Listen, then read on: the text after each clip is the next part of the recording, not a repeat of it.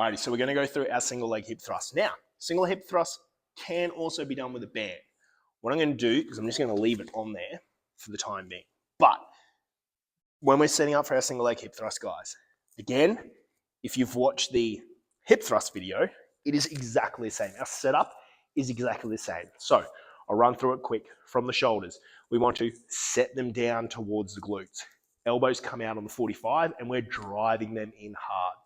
From here, my feet are just at that hip width, slightly wider, making sure I have that tension on the band. With this, guys, again, remember our hip thrust, we still want to come up, squeeze those glutes, posterior tilt the hips.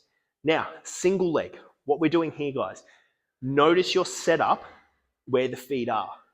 What you don't want to do is raise a foot, and then as you come up, let your hips shift across to the side. So I'm going to face on a 45. This will give you a better, you might be able to see it a bit better. But like I said, we don't want to raise the foot up, and then I don't want to shift across to one side. This is obviously an over-exaggeration.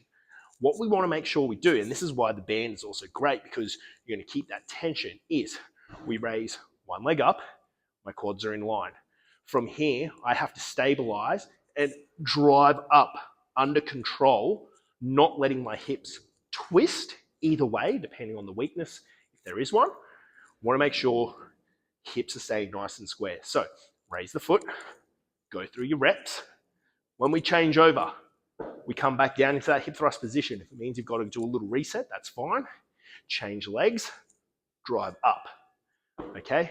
Always make sure as well, guys, we finish in that nice big hip extension, posterior tilt with the hips. So, single leg hip thrust, you don't need to do it with a band. You can. I like to do it with a band.